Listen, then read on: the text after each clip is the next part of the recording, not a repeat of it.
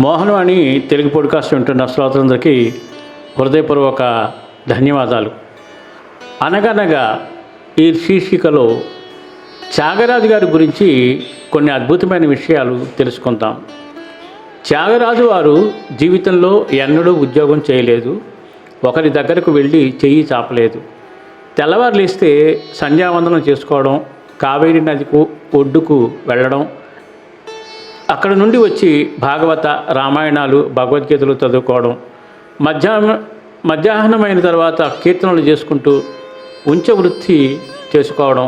అంటే తన వద్ద ఇంట్లో ఎంతమంది శిష్యులు సంగీతం నేర్చుకోవడానికి వచ్చారో వారి ఉదరపోషణకు సరిపడా పదార్థాలని సేకరించడానికి ఎన్ని ఇళ్ల ముందుకు వెళ్ళి చెయ్య చాపవలసి వస్తే అన్ని ఇళ్ల వద్దకు వెళ్ళి కీర్తనలు చేయడం, పెట్టినవారు ఒకటే పెట్టనివారు ఒకటే, పదార్థాలు సరపడా సమకూరాయని అనిపించగానే తిరిగి వచ్చి భార్య కమల, పెద్ద భార్య పార్వతి శరీరం విడిచిపెట్టిన తర్వాత తల్లి బలవంతం మీద ఆమె చెల్లెలు కమలను చేసుకున్నారు.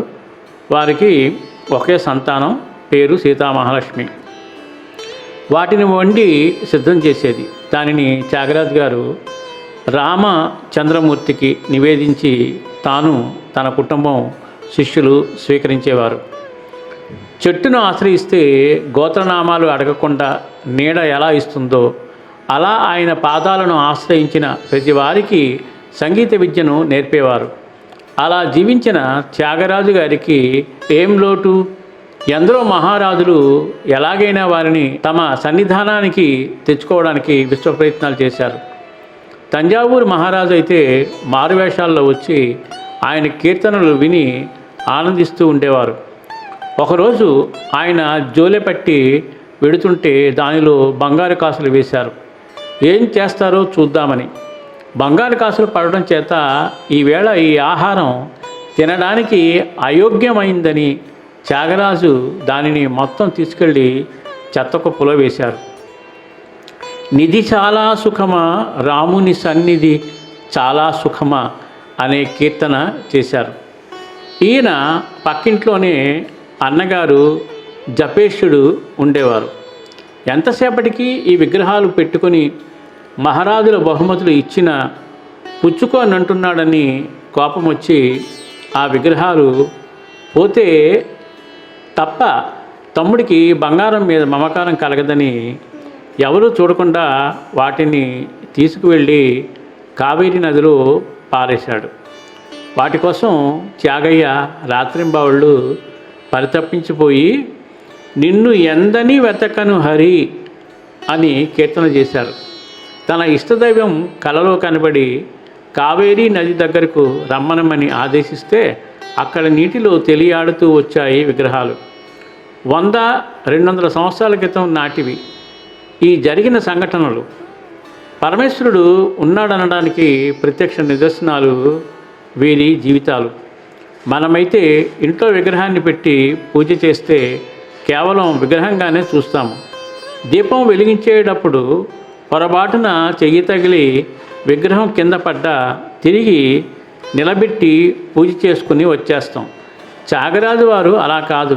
ఆ విగ్రహాలు కావేరీ నది మీద తేలుతూ వస్తే సుకుమార రఘువీర రారా మా ఇంటికి అని ఆర్తితో కీర్తనను ఆలపిస్తూ తీసుకెళ్లారు.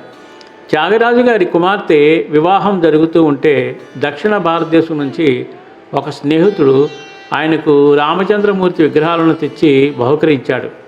అది చూసి కన్నీటి పర్యంతమైన త్యాగయ్య, నా కోసం అంత దూరం నుంచి నడిచి వచ్చావా స్వామి, నీ కాళ్ళెంత సొక్కిపోయాయో అంటూ నన్ను పాలింపగ నడిచి వచ్చితేవా అనే కీర్తన చేశారు. భక్తి అంటే అది. త్యాగరాజు గారు వారిలాంటి మహానుభావులు మనకు తెలిసినవారు తెలియనివారు ఎంతమందో ఉన్నారు. సర్వం శ్రీకృష్ణార్పణమస్తు. సర్వేజన సుఖినో భవంతు, లోకా సమస్త సుఖినో భవంతు.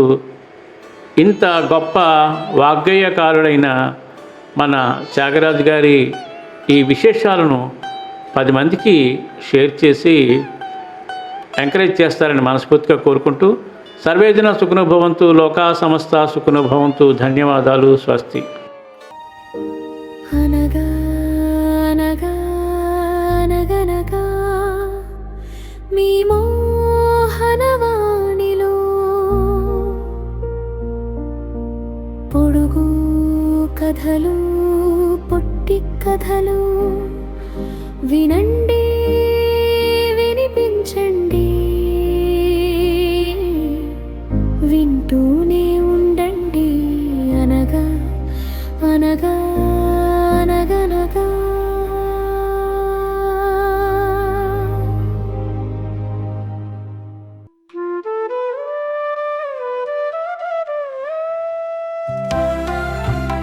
సత్సంగం సత్సంగం భగవంతుని లీలలు, సాధు సత్పురుషుల గాథలు, మహాత్ముల జీవిత గాథలు, భగవంతుని తత్వం తెలుసుకునే ప్రయత్నమే సత్సంగం. ఈ సత్సంగం వినండి, వినిపించండి, వింటూనే ఉండండి.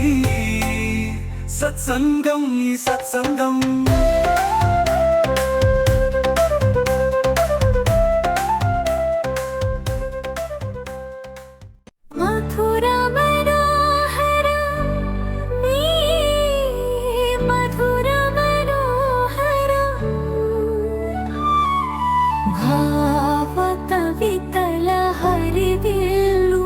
మనసు పులకింతల విరిజల్లు, నీ మదిని దోచే మయమరపుల ప్రణయ జల్లు, హృదయాన్ని స్పృశించు భావగీతాలు. మధుర మనోహర నీ మధుర మనోహర. మన మోహనవాణి కార్యక్రమాలు మీకు నచ్చినట్లయితే వెంటనే ఒక లైక్ చేయండి, అలాగే కామెంట్ చేయండి, ఎక్కువ మందికి షేర్ చేయండి. సబ్స్క్రైబ్ చేసుకోకపోతే వెంటనే మన ఛానల్కి ఇప్పుడే సబ్స్క్రైబ్ చేసుకోండి. ధన్యవాదాలు.